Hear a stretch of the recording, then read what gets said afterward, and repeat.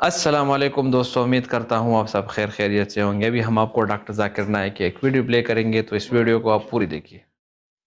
अल्हम्दुलिल्लाह वस्सलातु वस्सलाम अला रसूलिल्लाह व अला आलिहि वसहबिहि अजमईन अम्मा बाद अऊज़ु बिल्लाहि मिनश शैतानिर रजीम बिस्मिल्लाहिर रहमानिर रहीम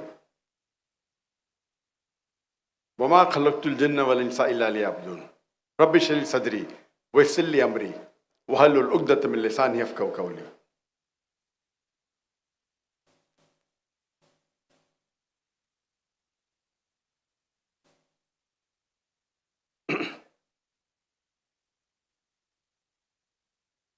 अल्हम्दुलिल्लाह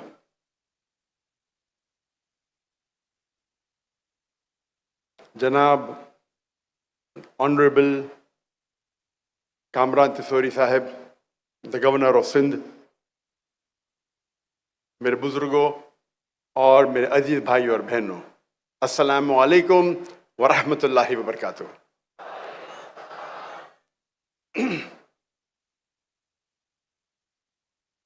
जब एक मुजाहिद मैदान जंग में उतरता है और उसके हथियार लिए जाते, ये ऑडियो मेरी हथियार है।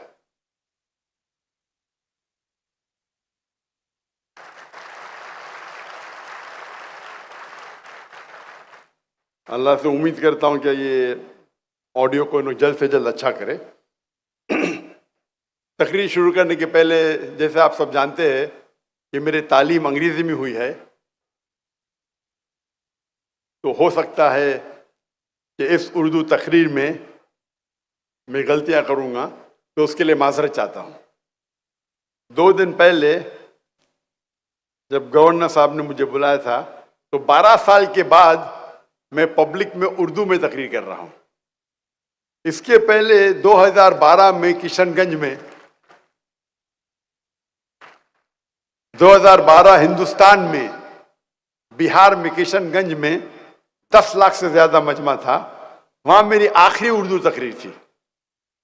और क्योंकि मैं हिंदुस्तान से हिजरत किया, जितने ममालिक में तकरीर किया, तो वहां उर्दू तो जानने वाले थे नहीं।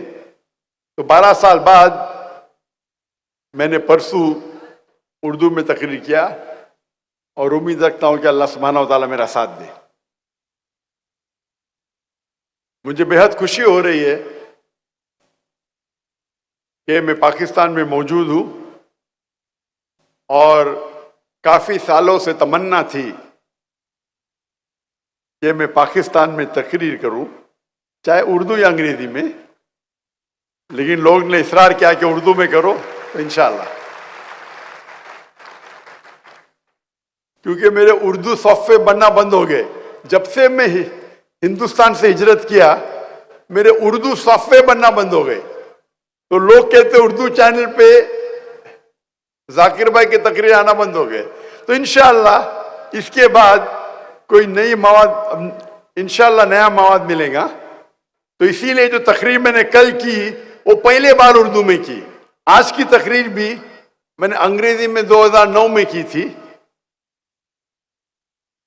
और मैं आज उर्दू में पहली बार करूंगा, जिसका मौजू है हमारे जिंदगी का मकसद क्या है। What is the purpose of our lives? क्या हमने कभी सोचा कि हम दुनिया में क्या कर रहे हैं? हमने कभी सोचा हमारे जिंदगी का मकसद क्या है, हमारे हयात का मकसद क्या है? मैं जानना चाहता हूं कि आज की ऑडियंस माशाअल्लाह हजारों की तादाद में है, 30, 40, 50 हजार या ज्यादा। मैं आपसे पूछना चाहता हूं कि आप में से कभी भी किसी ने पहले सोचा, आज के पहले सोचा कि हमारे जिंदगी का मकसद क्या है? जिसने भी सोचा हाथ ऊपर करो। माशाअल्लाह माशाअल्लाह, 50 या 40% ने सोचा है, माशाअल्लाह।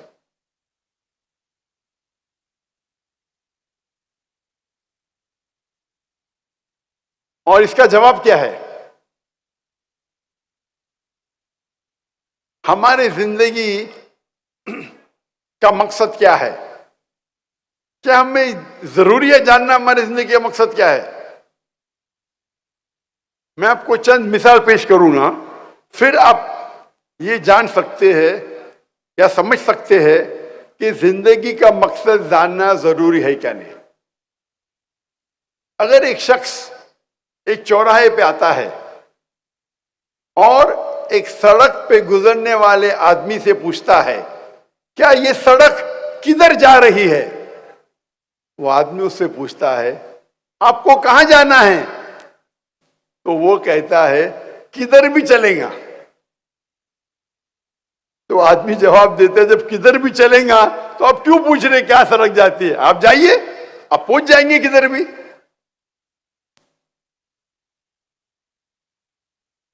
मैं और एक मिसाल देता हूं आपको।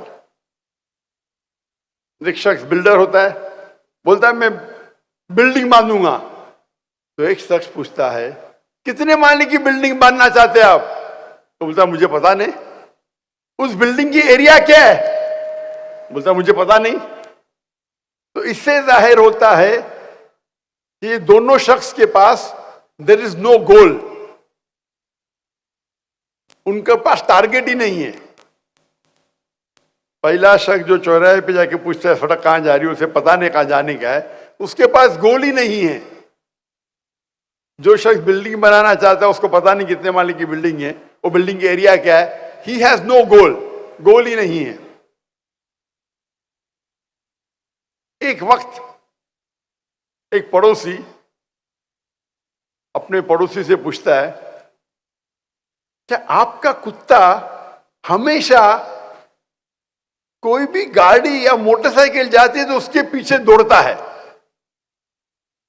मैं सोचता हूं कि आपका कुत्ता कभी कोई गाड़ी को पकड़ेगा या मोटरसाइकिल को पकड़ेगा। तो पड़ोसी कहता है आप सोच रहे हो पकड़ेगा क्या, नहीं, मैं सोचता हूं पकड़ेगा तो करेगा क्या। अगर वो गाड़ी के आगे आएगा तो करेगा क्या। तो इसे कहते हैं गोल विदाउट पर्पस। गाड़ी को पकड़ने का है पर पकड़ने के बाद करेगा क्या, गोल विदाउट पर्पस। मिसाल के तौर पे एक शख्स से पूछते हैं क्या आप ग्रेजुएशन क्यों कर रहे हैं, तो बोलता है पता नहीं। आप ग्रेजुएशन करने के बाद क्या करेंगे, बोलता है पता नहीं, बस ग्रेजुएशन करने का है।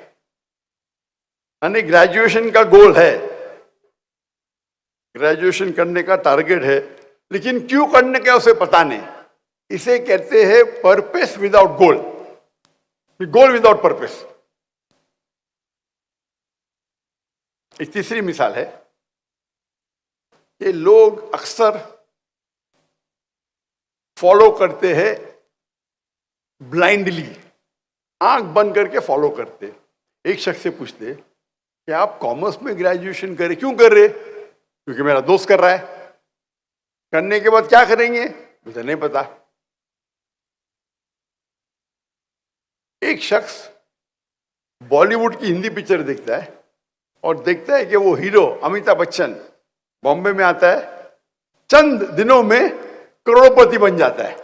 तो समझता है मैं भी बॉम्बे आऊंगा या मैं कराची आऊंगा, 4-5 दिन में करोड़पति बन जाऊंगा।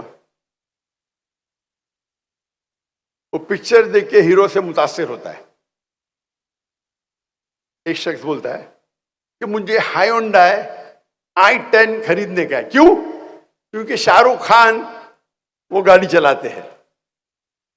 शाहरुख खान हायोंडाई i10 चलाते हैं, इसीलिए उसे हायोंडा खरीदने का है। मैं उससे कहता हूं शाहरुख खान कभी जिंदगी में वो एडवर्टीजमेंट में पहले कभी हायोंडा में बैठा नहीं होगा ना, कब बाद में बैठेगा। वो इश्तिहार के लिए, एडवर्टीजमेंट के लिए शायद बैठा होगा। उसके पास शायद BMW होंगी या मर्सिडीज होंगी। आप शाहरुख खान को देख ले हायोंडा में बैठते, आपको हायोंडा खरीदने का है। दूसरा शख्स कहता है कि मुझे टैगोर की घड़ी खरीदने का है। मेरा क्यों, क्योंकि शाहरुख खान टैगोर की घड़ी पहनते हैं। तो इसे कहते हैं कि ब्लाइंडली फॉलोइंग आप ब्लाइंडली फॉलो कर रहे, शायद आपके दोस्त को फॉलो कर रहे या हीरो को फॉलो कर रहे। आपका जो गोल है वो हीरो को फॉलो करना। आप समझते कि आप टैगोर की घड़ी पहनेंगे तो शाहरुख खान बन जाएंगे, आप हैंडा खरीदेंगे तो शाहरुख खान बन जाएंगे। आपका गोल क्या है?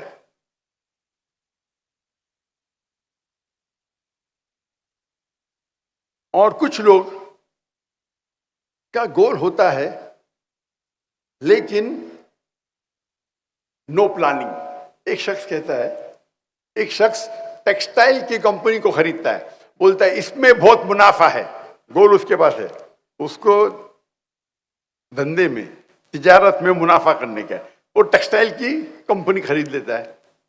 अगर उससे पूछा जाता है आप अपने कपड़े किधर बेचेंगे, बोलता है मुझे पता नहीं। आप रॉ मटेरियल्स टेक्सटाइल का कहां से खरीदेंगे, मुझे पता नहीं। आप किसी को अपॉइंट करेंगे, सीईओ को या मैनेजर को, बोलता मुझे पता नहीं। गोल तो है, मकसद तो है कि मुनाफा करना तिजारत में, धंधे में, लेकिन नो प्लानिंग, गोल विदाउट प्लानिंग। एक मिसाल दूंगा मैं। एक शख्स को साइंटिस्ट बनने का है, बोलता है मुझे दुनिया का एक सबसे बेहतरीन साइंटिस्ट बनना है।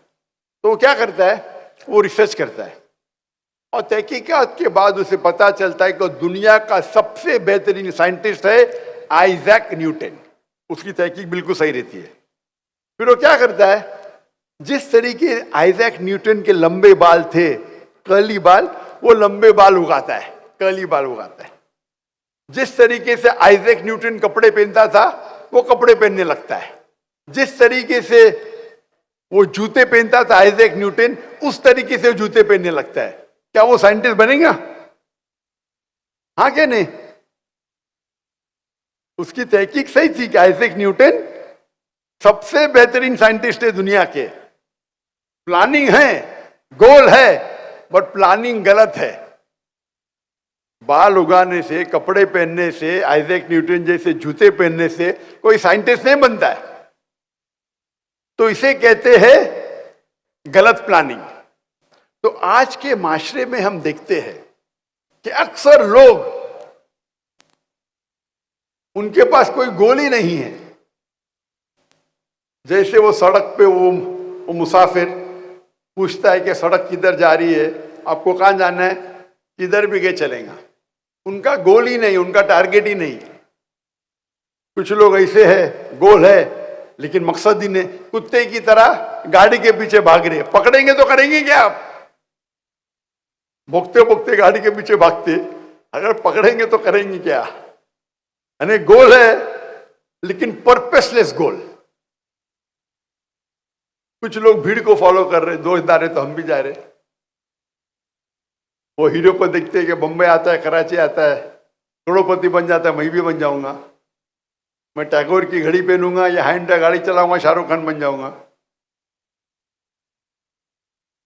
भीड़ को फॉलो कर रहे। कुछ लोग का गोल है जैसे टेक्सटाइल कंपनी खरीदने वाला, लेकिन प्लानिंग ही नहीं है। किधर से माल खरीदेगा पता ही नहीं, किधर बेचेगा पता ही नहीं, ना मैनेजर ना सीईओ। और कुछ लोग है प्लानिंग करते लेकिन गलत प्लानिंग करते। आइजैक न्यूटन बनने का तो आइजैक न्यूटन के कपड़े पहन रहे, जूते पहन रहे। तो ये हमारे माशरे में अक्सर आप देखेंगे, इंसान इसी 6 किस्म में से एक किस्म में आते हैं।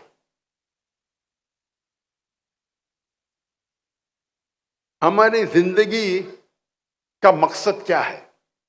आप सोच सकते हैं, अगर हम इन किस्म के लोगों जैसे होंगे तो हमारी जिंदगी का मकसद क्या है? इस सवाल का जवाब, हमारी जिंदगी का मकसद क्या है, सबसे बेहतर कौन दे सकता है? डॉक्टर जाकिर नाइक? बिल्कुल नहीं। क्या एक डॉक्टर दे सकता है? क्या एक साइकोलॉजिस्ट इस सवाल का जवाब दे सकता है? सबसे बेहतरीन जवाब इस सवाल का, हमारे जिंदगी का मकसद क्या है, कौन दे सकता है? हमारा खालिक, हमारा मालिक अल्लाह सुब्हानहू व तआला। अल्लाह सुब्हाना व ताला से बेहतर जो हमारा खालिक है, हमारा मालिक है, क्या कौन उससे बेहतर इस सवाल का जवाब दे सकता है? हाँ या नहीं? अल्लाह ताला फरमाते हैं, इस तकरीर के शुरू में मैंने एक आयत की तिलावत की, सूरह धारियात, सूरा नंबर 51, आयत नंबर 56, आयत नंबर 56, वमा खलक़तुल जिन्न वल इंसा इल्ला लियअबुदून, कि हमने जिन और इंसान को पैदा किया ताकि वो हमारी इबादत करे। अल्लाह ताला फरमाते हैं कि अल्लाह ने जिन और इंसान को पैदा किया ताकि वो अल्लाह सुब्हाना व ताला की इबादत करे। ये अरबी लफ्ज इबादत आता है अब्द से, मतलब स्लेव। अब मतलब स्लेव, जो नौकर से ज्यादा है। और इबादत का क्या मतलब है? अल्लाह की इबादत का मतलब क्या है? अल्लाह की इबादत करना मतलब, अगर आप अल्लाह सुब्हाना व ताला के अहकामात पे अमल करते हैं, उसे कहते हैं अल्लाह की इबादत करना। जो अल्लाह ताला कुरान मजीद में फरमाते हैं उसके ऊपर आप चलते हैं तो उसे कहते हैं इबादत करना अल्लाह की। अगर आप इस्लाम के 5 बुनियादी पिलर्स, 5 पिलर्स पे अमल करते हैं, चाहे तौहीद हो, चाहे सलाह हो, नमाज, चाहे ज़कात हो, चाहे रोज़ा हो या हज हो, आप अगर उस पे अमल करते हैं उसे कहते हैं इबादत करना। आप कोई भी हुक्म अल्लाह का, जो अल्लाह कुरान मजीद में फरमाते हैं या अल्लाह के रसूल के जरिए फरमाते हैं हदीस में, अगर उस पर आप अमल करते हैं उसे कहते हैं इबादत करना।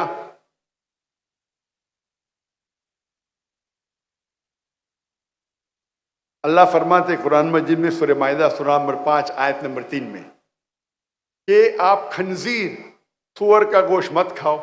अगर आप खंजीर नहीं खाते, सूअर का गोश्त नहीं खाते, आप इबादत कर रहे। अल्लाह ताला फरमाते सूरह माइदा में सूरा नंबर 5 आयत नंबर 90 में, शराब मत पियो। अगर आप शराब नहीं पीते, आप इबादत कर रहे। अल्लाह ताला फरमाते कुरान मजीद में कि सच बोलो, झूठ मत बोलो। अल्लाह फरमाते रिश्वत मत दो, चीटिंग मत करो। अगर आप सच बोलते हैं, झूठ नहीं बोलते हैं, रिश्वत नहीं देते, चीटिंग नहीं करते, आप अल्लाह की इबादत कर रहे।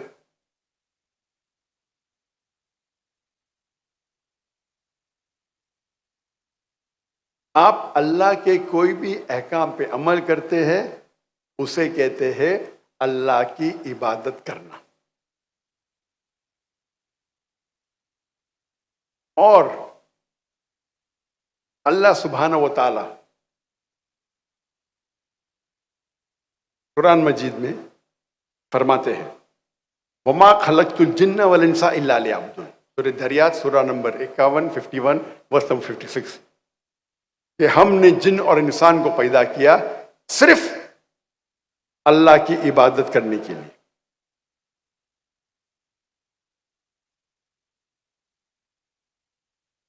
और अल्लाह ताला फरमाते हैं कि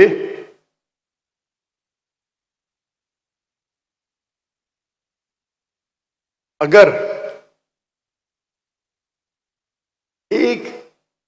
आप कोई अगर इक्विपमेंट या मशीन को खरीदते हैं तो मशीन के साथ आता है इंस्ट्रक्शन मैन्युअल, उस मशीन को किस तरीके से इस्तेमाल करना।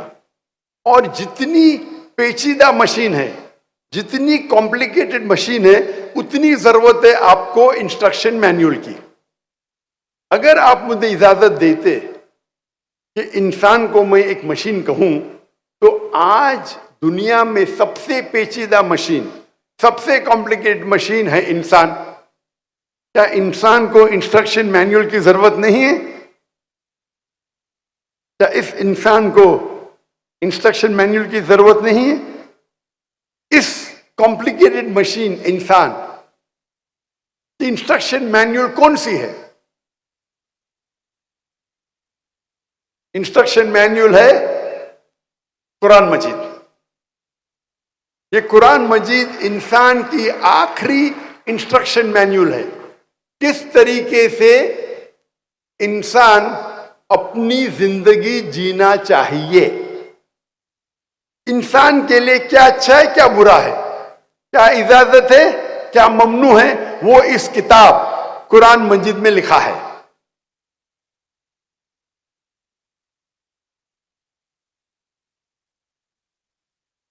ये अल्लाह का आखिरी कलाम, आखिरी वही, आखिरी नबी मोहम्मद सल्लल्लाहु अलैहि वसल्लम पे नाजिल की गई है। लोग पूछते हैं कि अल्लाह सुब्हाना व ताला क्यों चाहते हैं कि हम अल्लाह की तारीफ करें? अल्लाह क्यों चाहता है हम कहें अल्हम्दुलिल्लाह? अल्लाह क्यों चाहता है हम कहें अल्लाह अकबर?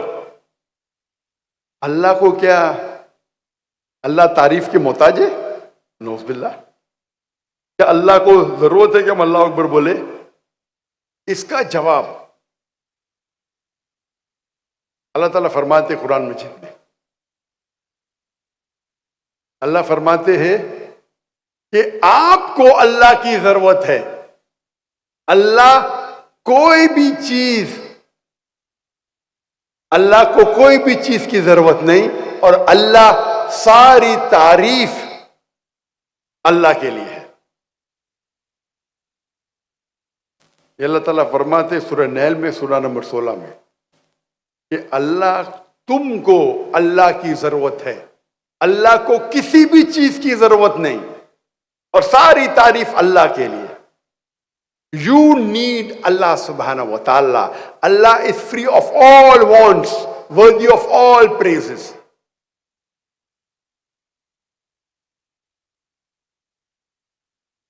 तो सवाल आता है, क्यों हम अल्लाह अकबर बोलते हैं, क्यों हम अल्हम्दुलिल्लाह बोलते हैं? सारी तारीफ अल्लाह के लिए है, अल्लाह अकबर। इसका जवाब है, हम इंसान अगर किसकी तारीफ करते हैं तो उसका बात भी मानते हैं। मिसाल के तौर पे, अगर आपकी वालदा है जो बीमार है और और उनको हार्ट प्रॉब्लम है, तो आप क्या कहेंगे? आप ढूंढेंगे सबसे बेहतरीन हार्ट स्पेशलिस्ट कौन है। जब आप तहकीक करेंगे आपको मालूम पड़ेगा कि मशहूर डॉक्टर है,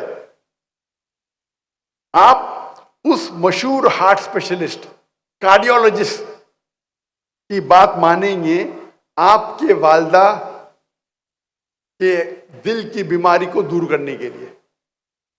अगर कोई आदमी आपको मिलेगा रास्ते पे, वो कुछ कहेगा, क्या आप उसकी बात मानेंगे? और जवाब ही नहीं। आप मानेंगे एक मशहूर कार्डियोलॉजिस्ट की। क्यों?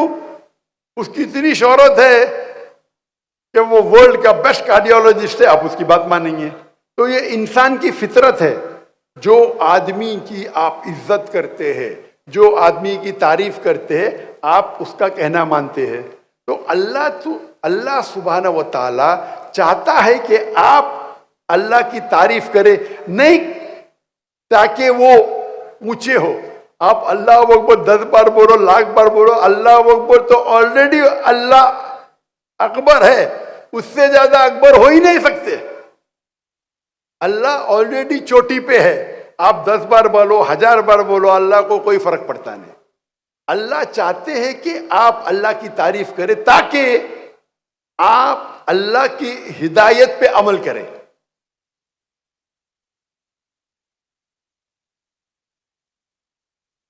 गोल सेटिंग बहुत अहम है, बहुत इंपॉर्टेंट है। और जो लोग मैनेजमेंट के कुछ कोर्सेज किए हैं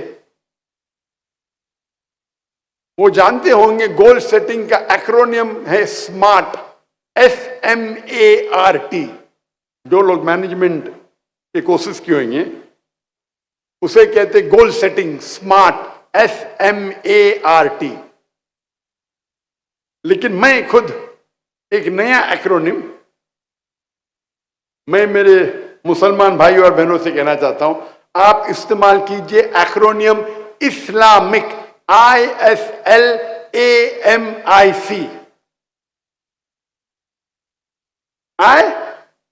है इस्लामिक, मतलब आप जो भी गोल आपका है, आप देखिए क्या वो कुरान और हदीस से मिलता है। जो भी गोल आप सेटिंग कर रहे हैं वो मैच होना चाहिए कुरान के तालीमात से और सही हदीस की तालीमात से। जो तालीम अल्लाह ताला में देते हैं कुरान में, या आखिरी नबी मोहम्मद सल्लल्लाहु अलैहि वसल्लम देते सही हदीस में, उससे मैच होना चाहिए। अगर आपका गोल उससे मैच नहीं हो रहा है तो ये गोल आपके लिए कोई फायदे का नहीं है। मिसाल के तौर पे एक आदमी सोचता है कि मैं दुनिया की सबसे बेहतरीन शराब बनाऊंगा। गोल है उसका, विजन है, एम है। क्या कुरान मजीद से मैच होता है? हदीस से मैच होता है? कुरान मजीद में अल्लाह ताला फरमाते सूरह माइदा में सूरह नंबर 5 आयत नंबर 90 में, या अल्लज़ीना आमनू इन्नमल खम्रु वल मैसिरु वल अंज़ाबु वल अस्लामु रिज्सुम मिन अमली शैतान फज्तनिबू लअल्लकुम तुफ्लिहून। ए ईमान वालो, खमर, नशे वाली चीज, जुआ खेलना, डेफिनेशन ऑफ एरोज, बुत परस्ती, ये शैतान के हथकंडे हैं। इससे दूर रहो ताकि आपको सफलता मिलेगी। तो ये शराब बनाना आपका गोल होगा, लेकिन ये कुरान मजीद के खिलाफ है।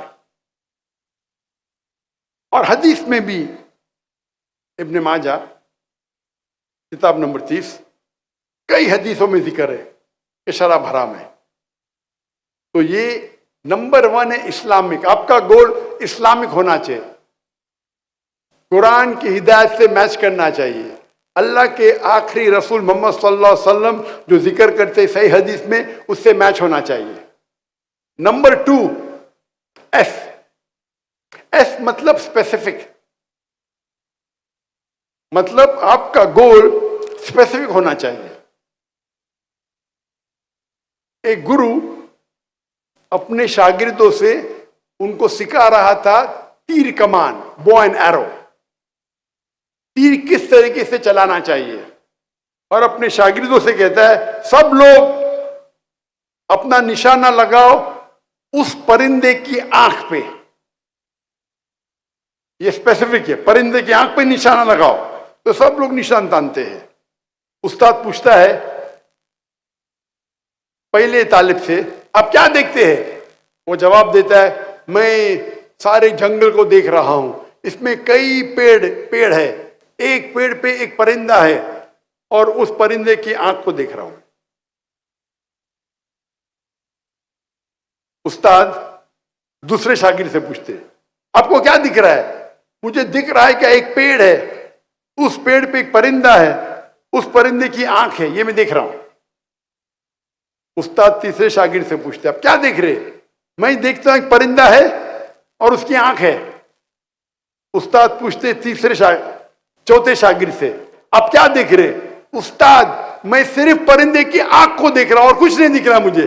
उस्ताद कहते, तीर को छोड़ो। तीर छोड़ते हैं, बराबर जाके आंख पे लगती है।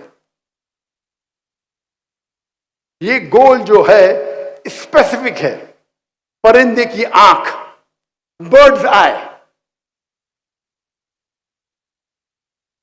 तो जब आप गोल सेटिंग करते हैं, it should be specific. L मतलब ल्यूक्रेटिव, आपको मुनाफा होना चाहिए, फायदा होना चाहिए आपके गोल सेटिंग से। और सबसे बेहतरीन फायदा अल्लाह ताला फरमाते सूरह बकरा में सूरह नंबर 2 आयत नंबर 201 में, रब्बना आतिना फिद दुनिया हसनतों फिल आखिरति अज़ाबिन नार, कि अल्लाह ताला से हम दुआ करते कि हमें इस दुनिया में सबसे बेहतरीन चीज मिले और हसनात मिले आखिरत में, और हमें जहन्नम से निजात मिले। तो इस दुआ में हम दोनों चीज मांग रहे, दुनिया और आखिरत। लेकिन अगर तवज्जो देंगे तो इस दुआ में दुनिया के बारे में एक चीज है और आखिरत के बारे में दो चीज।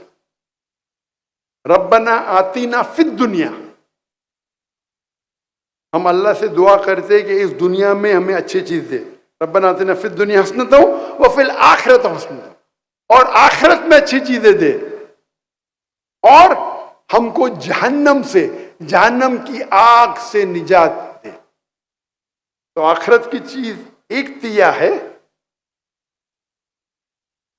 दुनिया की चीज एक तिया है। और अने दुनिया में अच्छी चीज दे और आखिरत में अच्छी चीज दे, और आखिरत दूसरी दुनिया के जहन्नम की आग से हमें पनाह दे। तो आखिरत के बारे में दो चीजें हैं। तो एक तिया हिस्सा दुनिया है, दो तिया हिस्सा आखिरत है। तो कई स्कॉलर्स आलिम दीन कहते हैं दुआ मांगो, दुनिया और आखिरत के दोनों मांगो, लेकिन आखिरत के लिए ज्यादा मांगो। कुछ उल्मा कहते हैं, आलिम दीन कहते हैं मांगो तो मिनिमम 2/3 हिस्सा, 2/3 आखिरत के लिए होना चाहिए। और अल्लाह ताला फरमाते सूरह हूद में सूरह नंबर 11 में, आप अगर दुनिया मांगेंगे अल्लाह दुनिया देगा, लेकिन आखिरत के लिए आपके पास कोई हिस्सा नहीं है। आप आखिरत मानेंगे अल्लाह आपको आखिरत भी देगा और दुनिया भी देगा। तो ल्यूक्रेटिव प्रॉफिट होना चाहिए, देखो, लेकिन आपका प्रॉफिट आखिरत की तरफ ज्यादा होना चाहिए, क्योंकि आखिरत आपकी जिंदगी लंबी है। अल्लाह के रसूल फरमाते इस दुनिया में इंसान एक ट्रैवलर है, एक मुसाफिर है।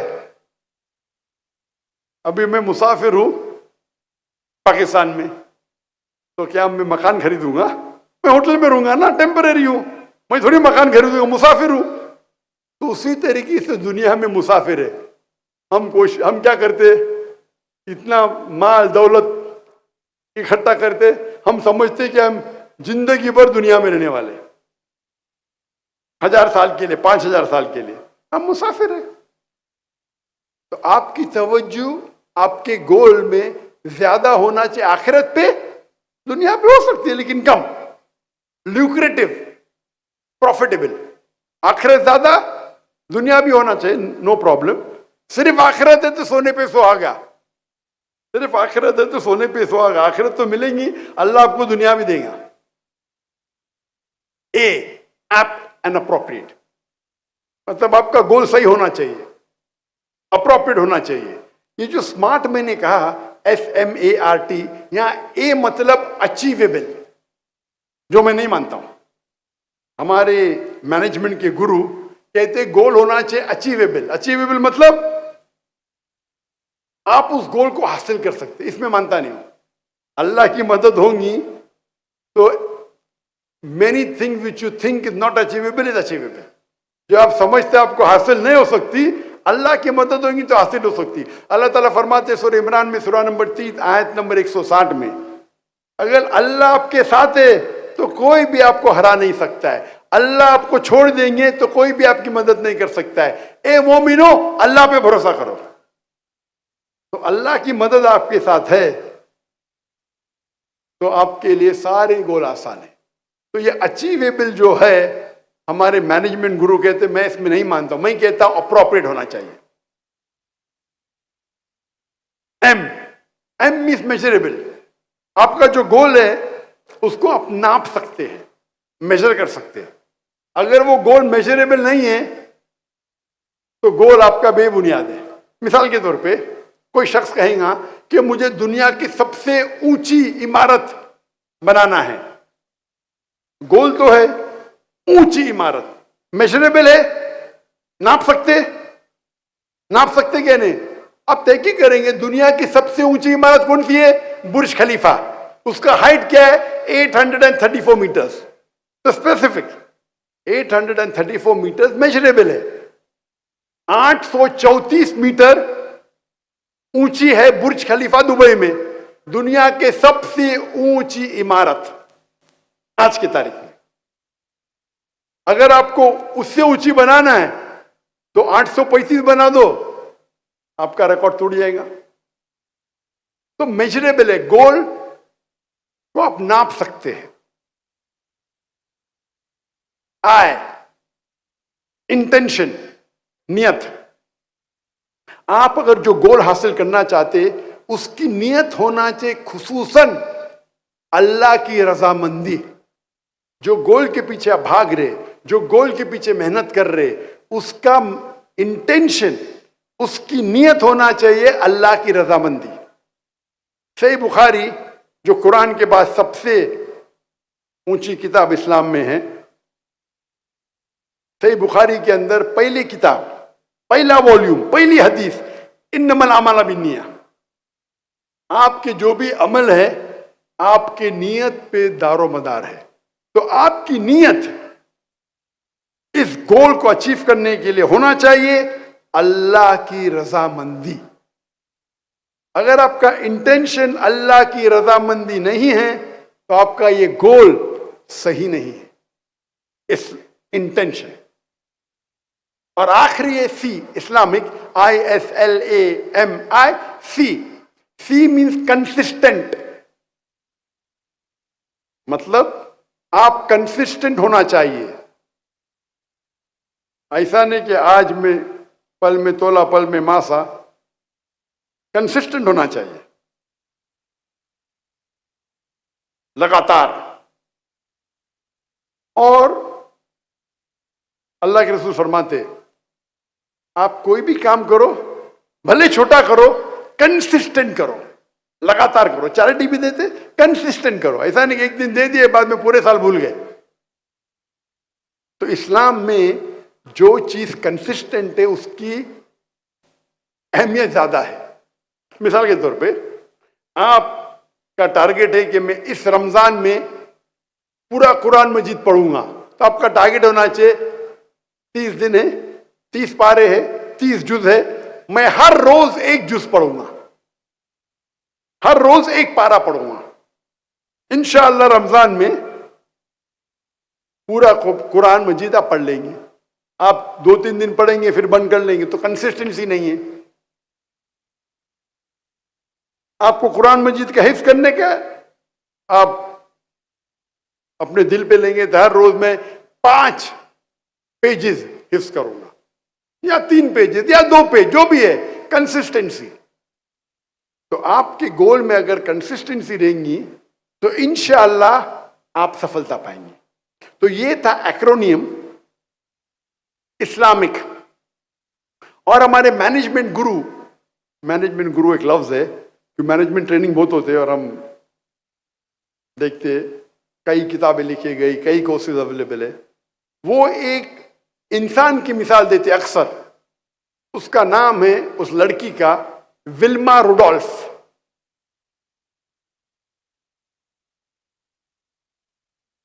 इस मजमे में किसने नाम सुना है विल्मा रुडोल्फ का? हाथ ऊपर करो। विल्मा रुडोल्फ, माशाअल्लाह, एक जन भी विल्मा रुडोल्फ का नाम नहीं। मतलब आपने मैनेजमेंट कोर्स नहीं किया है, अच्छी बात है, कुरान में अच्छा मैनेजमेंट है, तो कोई गुनाह नहीं किया आपने। लेकिन जो शख्स मैनेजमेंट कोर्स किया है, MBA किया है, उसे विल्मा रुडोल्फ का नाम तो मालूम होना चाहिए। मैंने मैनेजमेंट कोर्स नहीं किया, मैं तकरीर की तहकीक कर रहा था तो विल्मा रुडोल्फ को, मेरा मैनेजमेंट कुरान मजीद है। विल्मा रुडोल्फ एक लड़की थी जिसको पोलियो हुआ था, पोलियो, और डॉक्टर ने जवाब दे दिया था कि ये लड़की कभी भी अपने पैर जमीन पे रख ही नहीं सकेंगी। वो ब्रेसिस पहनती थी, वो पोलियो वाले पहनते, ब्रेसिस बोलते हैं अंग्रेजी में, मतलब अपने पैर पे कोई एक इक्विपमेंट होता है, उसे कहते हैं ब्रेस। तो डॉक्टर ने कहा ये लड़की कभी भी अपने पैर अपनी जमीन पे नहीं रख सकती। लेकिन उनकी जो वालदा थी, उनकी अम्मी थी, वो बहुत माशाअल्लाह, उनका जो था हौसला, उनकी वालदा ने विल्मा से कहा, बेटी आप जो सोचना चाहे सोचो, आप कर पाएंगे। तो विल्मा बोलती है कि मैं चाहती हूं कि मैं दुनिया की सबसे फास्टेस्ट लड़की बनूं भागने के रेस में। सोच सकते, चल नहीं सकते, और वो बोलती है मुझे दुनिया की, चल नहीं सकती है, बोली भागेंगी तो भी समझेंगे, दुनिया की सबसे तेज भागने वाली औरत बनना चाहती हूं। ये मैनेजमेंट गुरु मिसाल देते हैं, लेकिन उनका जो ये है अचीवेबल, तो अचीवेबल तो है नहीं ना भाई, तुम पाँव नहीं रख सकते, चलने की कोशिश करो, भागने की, सबसे तेज भागने की। इसलिए बोलता हूं मैं, ये अचीवेबल जो वर्ड है, मैं इससे सहमत नहीं हूं। It should be apt. तो 9 साल की उम्र में विल्मा अपने ब्रेसेस को उतार देती है, बोलती मैं ये ब्रेसेस नहीं पहनूंगी। और 13 साल की उम्र में वो पहली बार भागने के दौड़ में लड़कियों के साथ रेस में एंटर करती है, और वो आती है लास्ट। फिर भी वो कंसिस्टेंट थी, नहीं मैं फिर भी कोशिश करूंगी। इतनी कोशिश करती है कि सन 1960 में ओलंपिक्स में उसको 3 गोल्ड मेडल मिलते, 100 मीटर्स, 200 मीटर्स, 400 मीटर्स। जिस लड़की को पोलियो था, ये दुनिया का हिस्ट्री का रिकॉर्ड है, पोलियो की लड़की आम सेहतमंद लड़कियों के साथ भागती है, और 1960 के ओलंपिक्स में 3 गोल्ड मेडल मिलते। Fastest women on the earth in 1960, 100 meters, 200 meters, 400 meters, 100 meter की दौड़, 200 मीटर की दौड़, 400 मीटर की दौड़। तो इसकी मिसाल लेके लोग इसकी मिसाल देते, विल्मा रुडोल्फ। हम ये मिसाल को अगर देखेंगे स्मार्ट की तरफ से, स्पेसिफिक, बिल्कुल स्पेसिफिक है कि मुझे दुनिया की फास्टेस्ट लड़की बनना है। मेजरेबल, हाँ, 100 मीटर डैश का अभी रिकॉर्ड क्या है, लड़कियों का 10 सेकंड है या 9 सेकंड है, मेजरेबल, मुझे उससे कम करना है। अचीवेबल, अचीवेबल तो लगता नहीं, इसलिए बोलता अचीवेबल सही नहीं है। अल्लाह की मदद है तो जो अचीवेबल नहीं वो भी अचीवेबल हो सकता है। आर, रीजनेबल, ये स्मार्ट है, इस्लामिक बाद में आऊंगा मैं। Reasonable, is it reasonable? और आखिरी में टाइम बाउंड। टाइम बाउंड, अगर आपको रेस में दौड़ना है तो आप 25 साल के अंदर होना चाहिए। आप 40 साल के बनने के बाद तो दौड़ नहीं सकते, 25 होएगा, 26 होएगा, 30 होएगा, उससे ज्यादा नहीं। तो टाइम बाउंड है। अगर आप इस्लामिक एक्रोनियम उतरेंगे, इस्लामिक, तो विल्मा रुडोल्फ को अगर स्मार्ट में अच्छे नंबर मिलेंगे, इस्लामिक में कितने नंबर मिलेंगे? क्या ये गोल इस्लामिक है? क्या कुरान मजीद के खिलाफ है, या कुरान मजीद इसको अप्रूव करता है?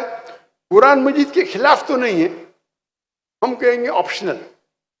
हाई मार्क्स नहीं मिलेंगे, लेकिन खिलाफ तो नहीं, भागना हराम नहीं है, लेकिन कोई इस्लामिक बेनिफिट नहीं इसमें, तो एवरेज। स्पेसिफिक, बिल्कुल स्पेसिफिक था। लुक्रेटिव, प्रॉफिटेबल, दुनिया में, आखिरत में तो 0। आप अगर सबसे अच्छे भागने में, जन्नत में नंबर 1 मिलेंगे आपको, क्या पहले एंट्री थोड़ी मिलेंगी? आप अगर भागने में अच्छे हैं तो क्या जन्नत के दरवाजे पे पहले पहुंचेंगे? बिल्कुल नहीं। इस दुनिया में प्रॉफिटेबल हो सकता है, गोल्ड मेडल मिला, आखिरत में नो प्रॉफिट।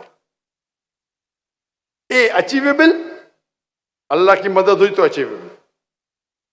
मेजरेबल, मेजर कर सकते हैं। रिकॉर्ड क्या है? 10 सेकेंड, उससे कम करो, 9 सेकेंड, उससे कम करो। आए, इंटेंशन, क्या इंटेंशन अल्लाह की रजामंदी है? मुझे लगता तो नहीं है, क्योंकि विल्मा रुडोल्फ मुसलमान तो थी नहीं, अल्लाह की रजामंदी की वजह से तो भागी नहीं हुई। सी कंसिस्टेंसी थी, तो मार्क्स उसको एवरेज मिलेंगे। अभी हम कंपेयर करते एक ऐसे शख्स से जिसने मेरी जिंदगी बदल दिया, उसका नाम है शेख अहमद दीदात।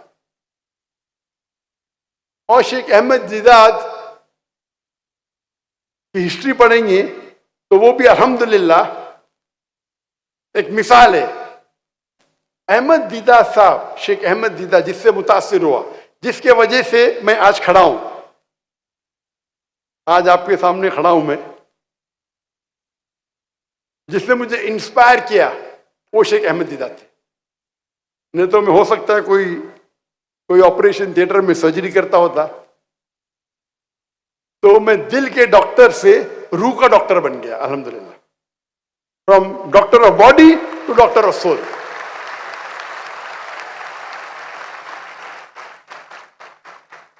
मैंने चुना था डॉक्टर बनने के लिए क्योंकि मैं समझता था डॉक्टर बनना सबसे अच्छा पेशा, अच्छी बात है, लेकिन सबसे अच्छा नहीं है। अगर मैं कोई बीमार की इलाज कराता हूं तो मुझे खुशी होती, लेकिन अगर कोई गैर मुस्लिम को इस्लाम की तरफ दावत देता हूं, अल्लाह उसे हिदायत देता है, तो जो खुशी होती दिल में वो बीमार को अच्छे करने से लाखों गुना ज्यादा है। और अल्लाह ताला फरमाते एक शख्स को अगर आप गैर मुस्लिम को मुस्लिम बनाते तो वो नियामुल हर्म में, मतलब वो रेड कैमल के बराबर है, एक लाल ऊंट के बराबर है। लाल ऊंट उस वक्त, आज कहेंगे आज की रोल्स रॉय, या मैं कहूंगा बुगाटी, और बुगाटी पे बाद में आई हम। बुगाटी बहुत कम लोग जानते, रोल्स रॉय तो काफी लोग जानते। कौन जानते बुगाटी क्या है? ओ माशाअल्लाह।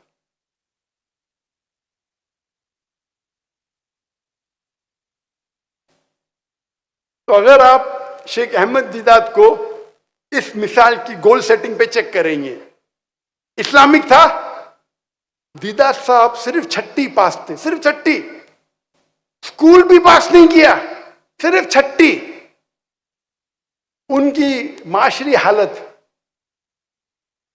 इतनी कमजोर थी कि बचपन से उन्हें काम करने लगा। वो इंडिया से, सूरत से, मुझे पता है कई मुसलमान यहां मेमन कौम गुजरात से है, तो शेख दीदात से तटकेश्वर से, गुजरात से थे, तटकेश्वर। वो छोटी उम्र में हिजरत करते हैं टू साउथ अफ्रीका और वहां नौकरी करते हैं as a salesman in a furniture shop. Furniture की दुकान में सेल्समैन और ड्राइवर की नौकरी करते। लगातार रोज उन्हें क्रिश्चियन मिशनरी परेशान करते थे, कुरान में ये गलती है, तुम्हारा मजहब इतना बेकार है, तुम्हारा अल्लाह सुब्हानहू व तआला नऊज़ बिल्लाह, हर रोज। और शेख दीदात उसे सह नहीं सकते थे, ये मेरे दिन को मैं छठी पास हूं, मुझे आके कुरान के खिलाफ बात करते, मेरे आखिरी नबी के खिलाफ बात करते, बोलते कुरान में ये गलती है, कुरान में वो गलती है, तुम्हारा दीन नऊज़ बिल्लाह बेकार है। तो दीदात साहब को गोल, मैं किसी ना किसी तरीके से ये क्रिश्चियन मिशनरी का जवाब तो दूंगा। छठी पास, अभी ये लोग सब बैचलर्स, मास्टर्स, पीएचडी, और शेख दीदात छठी पास, हिंदुस्तान से आके साउथ अफ्रीका में।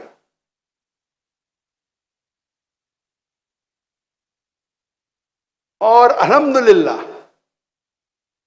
अल्लाह की मदद से उनको एक किताब मिली, इज़ारुल हक, जो रहमतुल्लाह करानवी ने लिखी थी, जो पादरी फेंडर के खिलाफ लिखी थी।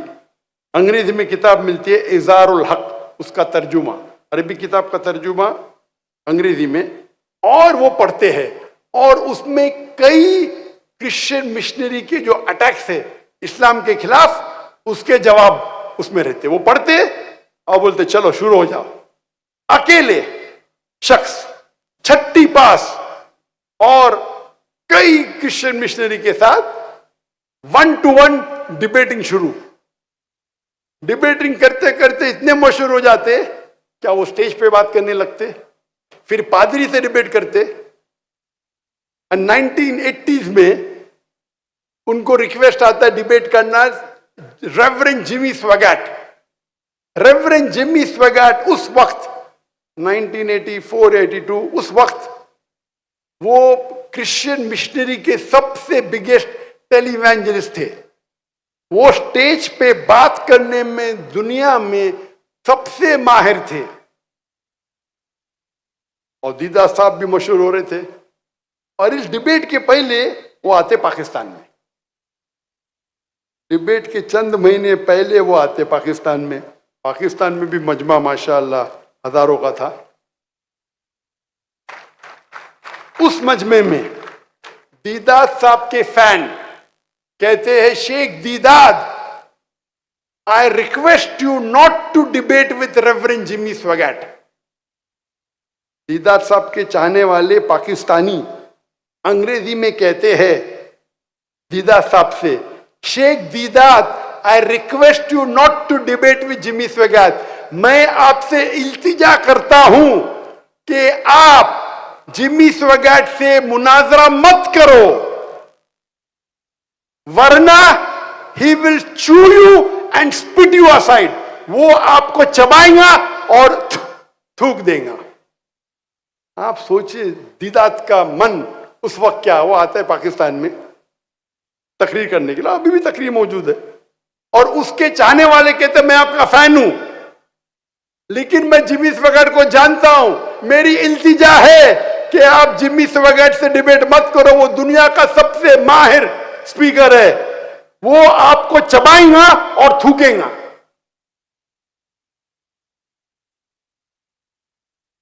दीदात साहब जवाब देते कि अल्लाह मेरे साथ है। छठी पास, एक छठी पास करने वाला इंसान, उसके चाहने वाला बोल दे आपको चबा के थूकेगा, उसके दिल पे क्या बीतती होगी सोचो। मजमा इतना बड़ा, मैं उस पाकिस्तानी को दोषी नहीं ठहरा रहा हूं, उसने दीदात साहब की मोहब्बत में कहा, लेकिन उसको पता नहीं अल्लाह ताला फरमाते सूरह इमरान में सूरह नंबर 3 आयत नंबर 54 में 54 में, मकरू मकर अल्लाह वल्लाहु खैरुल माकिरीन। इन लोग ने प्लान किया, काफिरों ने, अल्लाह ने प्लान किया, अल्लाह सबसे बेहतरीन है प्लान करने में। दीदात साहब जाते हैं लुइसियाना, और डिबेट अभी भी मौजूद है, और वहां डिबेट करते, उसका टॉपिक होता है is the Bible God's word, क्या बाइबल खुदा का कलाम है। और उसके शहर में, जिमी स्वैगट के शहर में, उसके मजमे में उसके साथ मुनाजरा करते हैं और उसे शिकस्त देते हैं, अल्हम्दुलिल्लाह।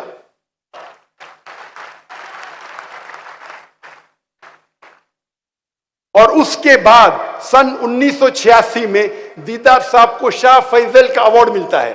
Shah Faisal, King Faisal award Islamic दुनिया का सबसे ऊंचा अवार्ड है। सन 1986 में शेख दीदात को शाह फैसल अवार्ड मिलता है, और उसके बाद शेख दीदात की जो शोहरत है वो दुनिया में और फैलती है।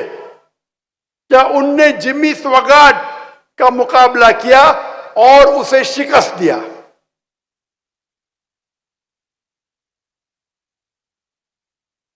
अगर आप देखेंगे विल्मा रुडोल्फ और शेख दीदात की मिसाल, शेख दीदात का अगर आप गोल सेटिंग देखेंगे, इस्लामिक था कि नहीं? बेशक इस्लामिक था। नंबर 2, क्या स्पेसिफिक था? बिल्कुल स्पेसिफिक। मेरी जिंदगी का मकसद है ये जो क्रिश्चियन मिशनरीज है जो हमारे मुसलमान को परेशान कर रहे, उन्हें मुंह तोड़ जवाब देना चाहिए। स्पेसिफिक था, ल्यूक्रेटिव, फायदेमंद था। दुनिया में शायद फायदा मिले ना मिले, आखिरत में तो इंशाअल्लाह जन्नत मिलेंगी।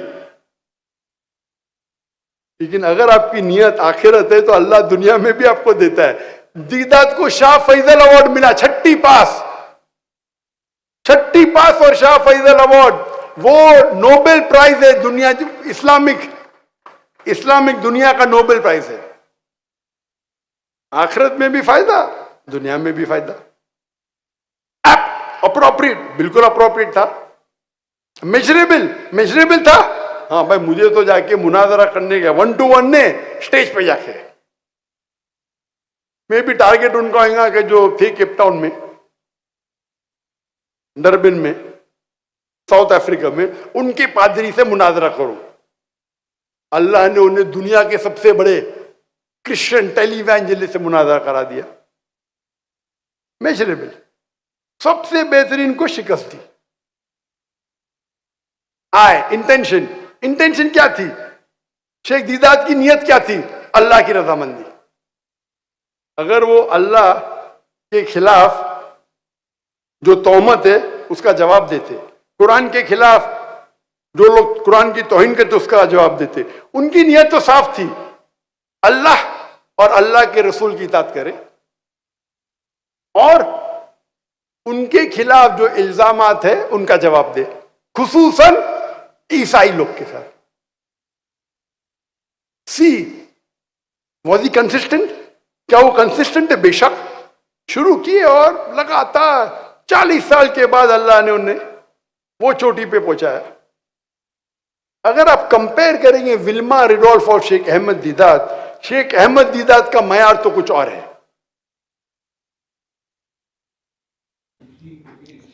जी खुशामदीद दोस्तों, उम्मीद करता हूँ यह वीडियो आपने पूरी देखी होगी और आपको पसंद भी आई होगी। डॉक्टर जाकिर नाइक का नाम तो आपने सुना होगा, एक मशहूर मुबल्लिग है और इसी तरह एक मशहूर मुनाज़िर ख्वाह भी है।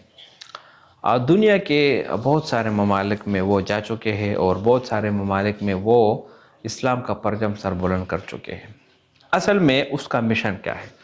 हमारे यहाँ बाज़ लोगों ने एक ऐसा मशहूर कर दिया कि डॉक्टर जाकिर नाइक के बयानात सुनना ये ठीक नहीं है और इसी तरह ये है वो है।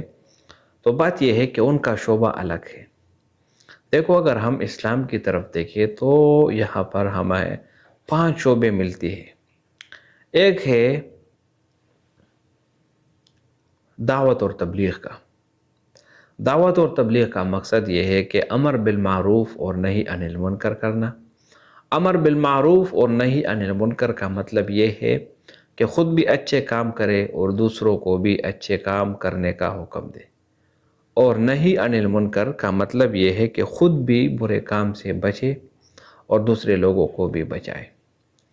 और दावत और तबलीग के सिलसिले में ऐसी बहुत सारी आयतें कुरान मजीद में भी मौजूद है और इसी तरह अहादीस मुबारका में भी है।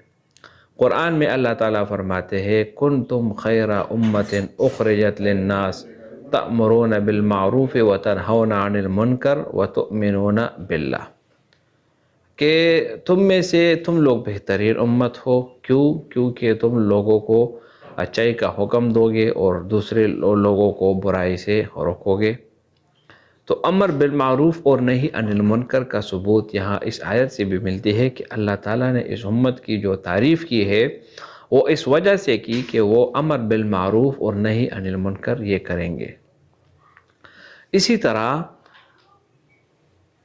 रसूलुल्लाह सल्लल्लाहु अलैहि वसल्लम को आखिरी नबी मानना, यानी ये हमारा यकीन है और ये हमारे ईमान का लाजमी जुज़ है, जिसमें हम ये इकरार करते हैं कि अल्लाह ताला के आखिरी नबी कौन है? वो हज़रत मोहम्मद सल्लल्लाहु अलैहि वसल्लम है। और इसी की तरफ कुरान में भी इरशाद है, मा काना मुहम्मदुन अबा अहदिम मिर रिजालिकुम वलाकिन रसूलल्लाह व खातमन नबिय्यीन, कि तुम में से कोई जो है ना, मोहम्मद किसी के बाप नहीं तुम में से, लेकिन वो अल्लाह के रसूल है और ख़ातमुन नबिय्यीन है। अब ख़ातमुन नबिय्यीन का मतलब क्या है? अब ख़ातमुन नबिय्यीन का मतलब ये है कि वो अल्लाह के आखिरी नबी है और आखिरी रसूल है, यानी अम्बियाओं को ख़त्म करने वाला।